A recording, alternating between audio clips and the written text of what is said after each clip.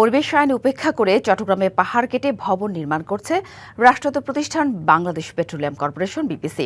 এমন অভিযোগে ভবনের নির্মাণ কাজ বন্ধ করে দেয় পরিবেশ অধিদপ্তর।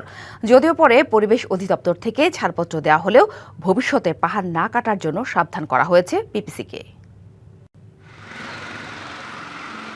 নিষেধাজ্ঞা ও পরিবেশ আইন উপেক্ষা করে মহানগরীর জয়পাহাড় নিজস্ব জমিতে ৫ তলা স্টিল স্ট্রাকচারের ভবন নির্মাণ করছে বাংলাদেশ পেট্রোলিয়াম কর্পোরেশন। বিষয়টি নিয়ে সংবাদ সংগ্রহ করতে গেলে পড়তে হয় বাধার মুখে, করা হয় হেনস্থা। পাহাড় কেটে রিটেনিং ওয়াল নির্মাণ করা হচ্ছিল, যা পরিবেশ সংরক্ষণ আইনের সরাসরি লঙ্ঘন। সম্প্রতি পাহাড় কাটাসহ বিভিন্ন অভিযোগে ওএসডি করা হয় বিপিসির চেয়ারম্যান আমিনুল আহসানকে।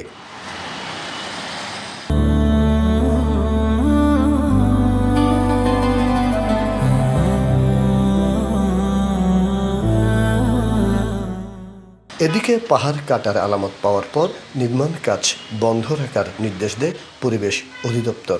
ওনাদেরকে সিডিএ থেকে ভবন নির্মাণের একটা গ্রিন বিল্ডিং নির্মাণের অনুমোদন দেওয়া হয়েছিল।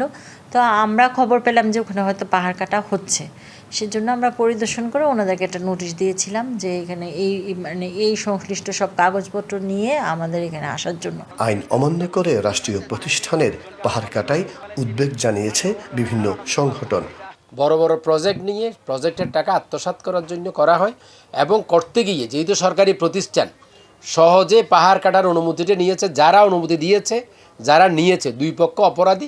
যতটুকু ক্ষতিতে হয়েছে আর যেন না হয়, এটা প্রতিরোধ করা খুব জরুরি। ওই দেখেন এক্সটেন্ডেড যে পোর্শনগুলো দেখতে পাচ্ছেন সব হলো গ্রিন জোন হিসেবে। আমরা যদি স্বচ্ছ থাকি, স্বচ্ছতার বহিঃপ্রকাশ কিসে? প্রচারের মধ্যে দিয়ে। এভাবে পাহাড় ধ্বংস করা হলে ভূমিধসের ঝুঁকি আরও ভয়াবহ আকার ধারণ করার আশঙ্কা পরিবেশবাদী সংগঠনগুলোর। মাসুদুল হক, ডিবিসি নিউজ, চট্টগ্রাম।